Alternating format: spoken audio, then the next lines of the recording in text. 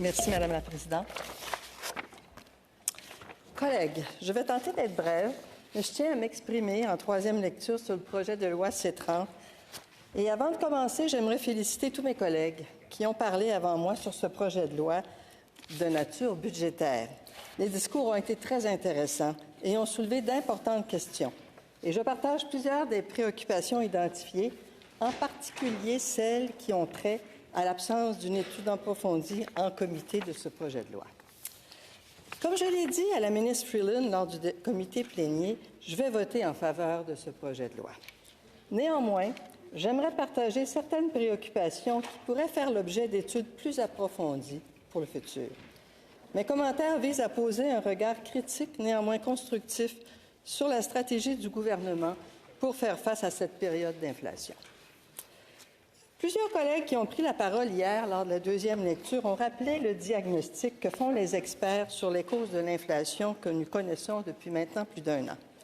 Toutes les grandes institutions internationales de recherche, comme l'Organisation de coopération et de développement économique, les banques centrales, comme la Banque du Canada, ainsi que les experts de la macroéconomie que le Comité permanent sénatorial des banques entend depuis quelques semaines sur l'état de l'économie, s'entendent pour associer les causes de l'inflation à des problèmes liés aux chaînes d'approvisionnement. En d'autres mots, l'inflation actuelle est un problème d'offre plutôt qu'un problème de demande. Ainsi, n'eût été les perturbations qu'on connaît depuis 2020 dans les chaînes d'approvisionnement, il n'y aurait pas d'inflation au-delà des cibles visées par la Banque centrale. L'offre de biens et services a été perturbée par un ensemble de facteurs, comme on le sait, comme l'arrêt temporaire de la production causé par la pandémie, la guerre en Ukraine, ainsi que par des considérations climatiques particulières qui ont réduit la production de certaines denrées. Nous osons tous espérer que ces facteurs sont de nature temporaire. C'est pourquoi les banques centrales ont affirmé que l'inflation serait temporaire. L'OCDE, dans son dernier rapport daté de septembre dernier, affirme toujours que les causes de l'inflation sont temporaires. Selon les perspectives économiques de l'OCDE, l'inflation frappe l'économie mondiale et s'est généralisée au-delà des secteurs de l'alimentation et de l'énergie, mais elle va fléchir. Cependant, certains problèmes d'approvisionnement du gaz, principalement, pourraient perturber en Europe en raison du conflit entre la Russie et l'Ukraine. Pour l'instant, comme le confirment les banques centrales, les anticipations inflationnistes ne se sont pas emballées. Et les témoins que nous avons entendus à ce jour au comité des banques confirment qu'il n'y a pas d'inflation salariale au Canada. Toutefois, malgré le fait qu'on puisse penser que l'inflation que l'on connaît soit temporaire, les prix qui ont augmenté risquent de demeurer à leur niveau plus élevé. En d'autres mots, même si la hausse des prix se stabilise, ils seront plus élevés que dans le passé. Il faudra beaucoup de concurrence sur les marchés pour que les prix redescendent. Et comme les salaires augmentent dans plusieurs secteurs pour maintenir le pouvoir d'achat, la baisse des prix devient moins probable. Bref, quand l'inflation se stabilisera, ce sera à un niveau de prix plus élevé. J'insiste là-dessus. Vous allez voir pourquoi. L'inflation fait des perdants, notamment auprès des citoyens les plus vulnérables qui ont généralement des revenus fixes. Et le projet de loi C-30 s'adresse aux personnes et familles dont les revenus augmentent peu et qui peinent à joindre les deux bouts. Mais l'inflation fait aussi des gagnants. Parmi ces gagnants, on peut citer les gouvernements, et notamment le gouvernement fédéral, qui voit ses revenus augmenter en raison de l'inflation. C'est le cas des revenus issus de la taxe sur les produits et services qui ont augmenté de manière importante et fort probablement de manière permanente. Maintenant, parlons des stratégies préconisées par l'OCDE et les experts afin de passer à travers cette période temporaire d'inflation. La principale mesure suggérée est de réduire la demande globale afin d'atténuer les pressions sur les prix causées par des problèmes d'offres. C'est pourquoi les autorités comme l'OCDE et le Fonds monétaire préconisent une hausse des taux d'intérêt afin de réduire la demande et ainsi alléger la pression sur les prix. Et c'est justement ce que fait la Banque du Canada et la plupart des banques centrales. De plus, pour soulager les plus vulnérables, ces mêmes organismes proposent l'adoption de mesures temporaires de transfert de revenus pour soutenir le pouvoir d'achat des personnes à faible revenu. C'est exactement ce que font le gouvernement fédéral et la Banque centrale du Canada et bien des gouvernements. Le projet de loi C-30 s'inscrit donc dans la logique recommandée par l'OCDE. Mais cette stratégie est-elle vraiment efficace? Y a-t-il des alternatives? Plusieurs commencent à douter de cette stratégie. Il y a différents instruments pour réduire temporairement la demande.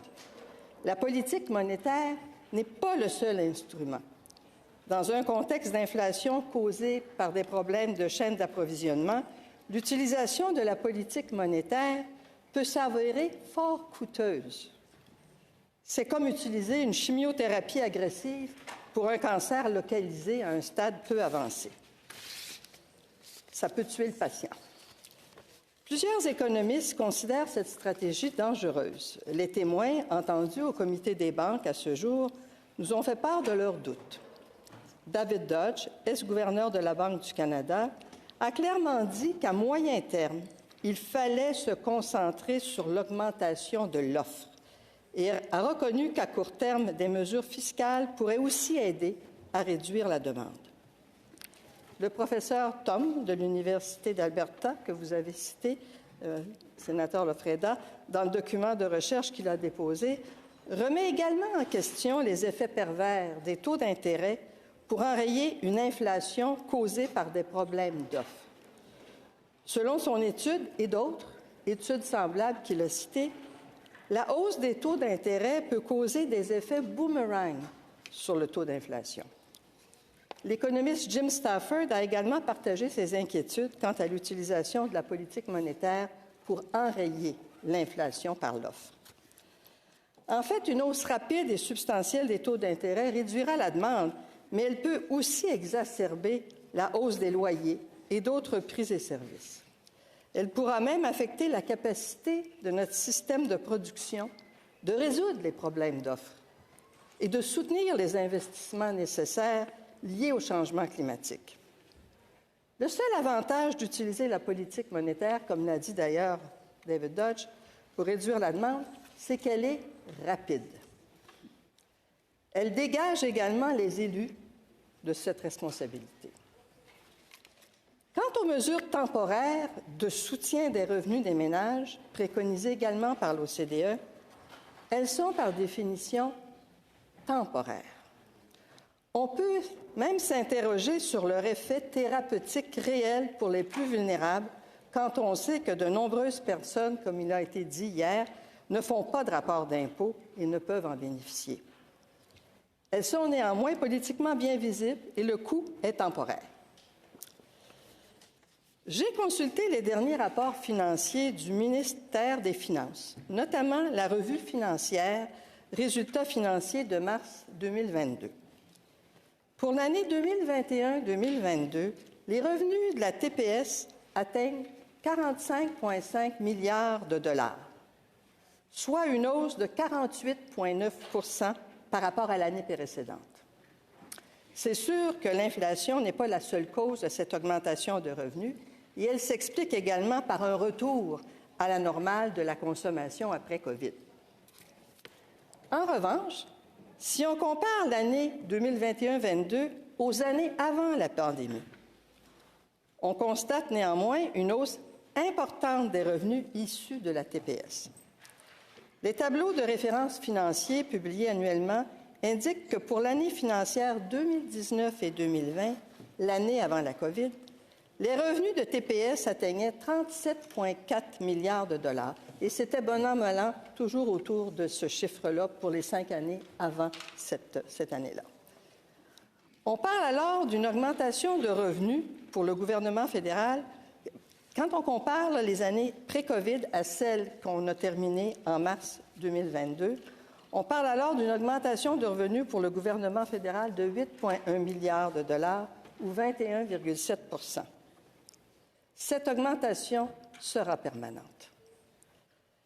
Quand l'inflation se stabilisera, les revenus de la TPS augmenteront moins rapidement, mais ils vont demeurer élevés parce que les prix ne baisseront pas. Et ils ne diminueront pas, point, ces revenus-là. Dans cette perspective, le projet de loi C-30, qui présente une aide temporaire d'une valeur de 2,6 milliards selon l'étude du Bureau du directeur parlementaire du budget, constitue une mesure bien sobre par rapport aux revenus accrus du gouvernement au chapitre de la TPS. Le gouvernement aurait pu en faire un peu plus et peut-être rendre l'aide permanente. Parce que ces gens-là ont des revenus qui n'augmentent pas, mais les prix, eux, vont augmenter, ils ne baisseront pas. Il aurait pu ainsi réduire aussi, au lieu de faire ce qu'il a fait, il aurait pu aussi réduire temporairement la TPS d'un montant équivalent à l'accroissement des revenus. Une baisse de la TPS aurait un effet sur l'inflation, car elle aurait permis une baisse du coût du panier de consommation. La France, comme d'autres pays européens, ont fait le choix de réduire les tarifs et les prix de l'électricité et du gaz.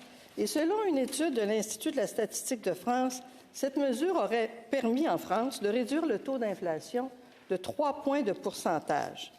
Cette mesure aurait permis un taux d'inflation de 5,1 % en France au lieu de 8 %. C'est important. Somme toute, le gouvernement fédéral a suivi les recommandations de l'OCDE qui suggèrent l'adoption de mesures temporaires de soutien du revenu plutôt que de réduction de taxes. Mais est-ce suffisant pour les ménages canadiens moins nantis qui ont de la misère à joindre les deux bouts? Je ne suis pas certaine. Également, ce sont ces mêmes groupes à faible revenu qui supporteront une large part des coûts économiques de la politique monétaire. Parce qu'il faut le dire, la politique monétaire baisse les taux d'intérêt, mais engendre aussi d'autres coûts. Comme vous le savez, la politique monétaire du Canada ralentira l'économie et le ralentissement est déjà commencé. C'est déjà le cas aux États-Unis où, techniquement, l'on connaît déjà 2 trimestres consécutifs de contraction de la production. Ce sont généralement les groupes les plus vulnérables qui font les frais d'un ralentissement économique. Comme vous le savez, un ralentissement est accompagné de pertes d'emplois.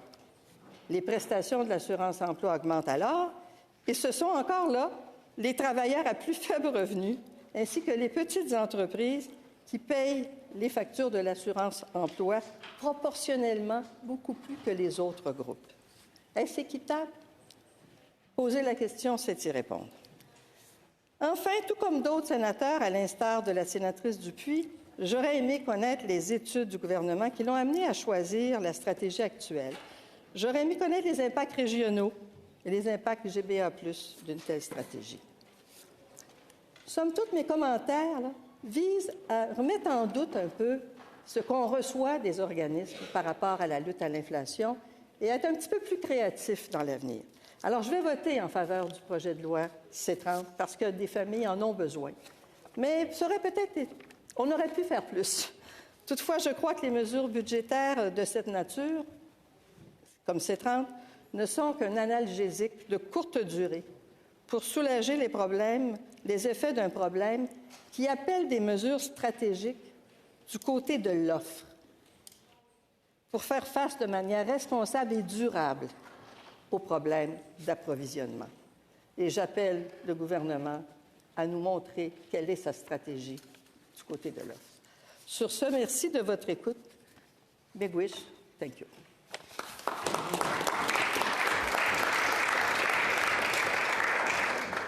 Senator Powell, you have a question? Sénateur Wu, vous avez une question? Sénatrice Bémer, prendriez-vous une question? Merci beaucoup d'avoir parlé de ces modèles économiques que j'ai bien appréciés. Vous recommandiez une coupure de TPS comparativement aux mesures contenues dans ce projet de loi. C'est certainement quelque chose qu'on pourrait plaider. Et vous l'avez dit, d'autres pays agissent en ce sens. Ne diriez-vous pas néanmoins que la différence majeure entre une coupure dans la TPS et doubler le crédit de la TPS, c'est l'impact distributionnel? Quand vous coupez, ça bénéficie tous les consommateurs. Tandis que quand vous doublez un crédit, vous êtes en mesure de cibler les Canadiens à plus faible revenu. Est écoulé, à moins que vous demandiez le consentement pour 5 minutes, là. Je demande le consentement pour répondre à la question.